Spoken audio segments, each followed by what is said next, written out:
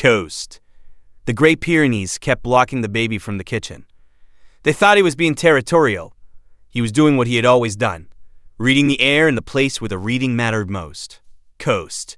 It started on a Monday, and it ended 4 days later when a gas company technician stood in the kitchen with a detector wand and said something that stopped the room. Coast. Their Great Pyrenees was named Cobb. He was 4 years old, 106 pounds, the kind of dog that people who do not know the breed mistake for a small bear. He was not aggressive. Coast. He was not territorial. He was, in the way of livestock garden breeds, watchful and deliberate, and fundamentally committed to the spatial arrangement of his household and everyone in it. Coast. Their daughter, Louisa, was 11 months old. She had been pulling herself to standing for 3 weeks and had recently discovered that the kitchen, with its shining surfaces and low cabinet handles, represented an entire geography of interest she had not yet had adequate time to explore. Coast.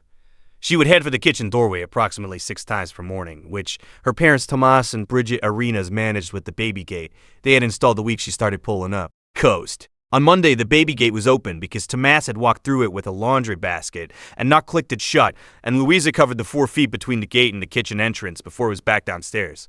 She had almost reached the kitchen threshold when Cobb was there. Coast. Not running, moving at the pace of an animal who knows where it needs to be, deliberate and unhurried. He placed himself across the doorway. Louisa grabbed at his fur and attempted to push past. Cobb shifted sideways and remained. Coast. Tomas came around the corner, saw the situation, collected Louisa, and latched the gate. He told Bridget about it over dinner. They agreed it was probably territory around the food bowl, which was in the kitchen. Near the door, they agreed to close the kitchen when the gate was open. They did not think about it further. Coast. Tuesday, the gate was latched. Wednesday morning, the gate was latched again, and Louisa was in the living room on the floor, and Cobb was not in his usual position on the rug near the front window. He was at the kitchen doorway, not blocking it, standing beside it, head turned toward the kitchen interior, entirely still. Coast. Every few minutes he would lower his nose toward the gap at the base of the door and inhale, then raise his head and look at Tomas. Coast. Tomas assumed Cobb wanted something in the kitchen. He opened the door. Cobb did not go in. He stood at the threshold and looked at Tomas with the expression of an animal waiting for a specific response that had not yet occurred. Coast. Tomas refilled the water bowl. Cobb did not drink. Tomas closed the kitchen door. Cobb returned to the doorway. Coast. Wednesday evening, Bridget noticed Cobb had not eaten his dinner. He had gone to the bowl, stood beside it, and walked away. This was the detail that rearranged everything. Cobb did not miss meals. In 4 years, he had never missed a meal, she said to Tomas. He didn't eat, Tomas said. He's been at the kitchen door all day. Coast. They looked at each other across the kind of pause that married people recognize as the one that precedes a decision neither person wants to be the one to suggest.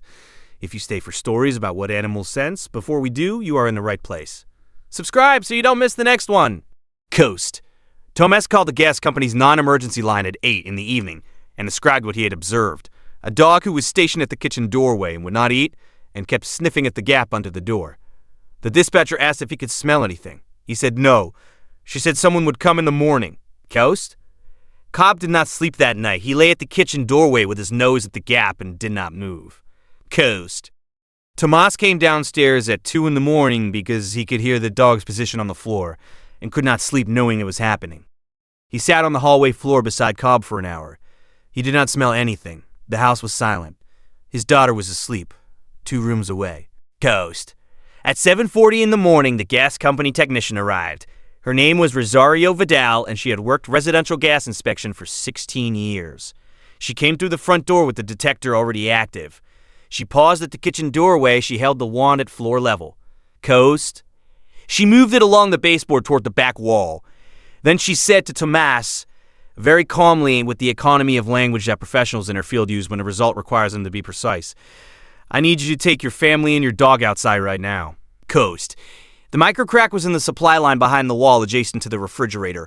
6 inches above the floor, it had been releasing at low concentration for an estimated 4 to 7 days. Coast.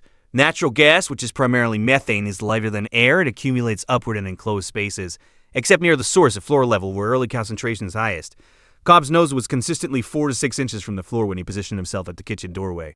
Coast. He was reading the concentration at the level where it was most detectable. Coast. In a house with a baby who spent much of her day at floor level, this was not a circumstance the technician described as one to have left until morning. She said it straightforwardly not to produce effect. He did not eat at the bowl, Tomas told her. He kept sniffing at the gap under the door. Coast, she said. Dogs can detect methane at concentrations approximately 2,000 times below the threshold for human detection. Your dog was reading a chemical change in your kitchen for days. Coast? The bowl is in the kitchen. He went to the kitchen doorway and came back every time, because the reading he was taking told him it was not a place he should be. She paused. Did he try to keep anyone away from the kitchen? Louisa. Monday morning, she nodded once, then went back to the work of making the house safe. Coast? Has your dog ever refused to enter a room or block someone from entering a room in a way that seemed strange and then turned out not to be? Tell us in the comments. These stories deserve to be heard. Coast. The line was repaired that morning. The kitchen aired for 4 hours with every window and door open. Gas company protocol required a full re-inspection before they authorized the family to re-enter. Rosario Vidal signed off at 4 in the afternoon. They let Cobb in first. Coast. He walked through the front door, into the hallway to the kitchen doorway. He stood there, he lowered his nose to the gap at the base of the door. He inhaled. He raised his head, then he walked in, went to his bowl, and ate his entire meal without pausing. Coast. Bridget watched from the hallway. Tomas was beside her, one hand on her shoulder. Louisa was on her hip, reaching toward the kitchen with the purposeful energy of a child who has been delayed from her exploration and does not yet have language for the question of why. Coast. Every guardian deserves to be recognized, even the ones who never ask for anything in return. If stories like this matter to you, subscribe so you never miss the next one. Coast. The gas company left 2 additional detectors at floor level in the kitchen. Tomas checks them every month. Coast. He also keeps the carbon monoxide detector in the hallway on a schedule instead of replacing the battery when the low battery chirp begins, which is the kind of change a person makes after standing in a hallway at 2 in the morning beside a dog who's doing the reading that the technology missed. Coast. Cobb sleeps at the kitchen doorway now when he is not needed elsewhere. He chose that position after the morning the house was declared safe, and Tomas has not moved him, because he has not had reason to. Coast. Some posts were decided before anyone thought to assign them. Well, called detective 3 months later when the neighbor's outdoor gas line developed a similar fault, and the family that lived next door had no dog, is the story coming after this one.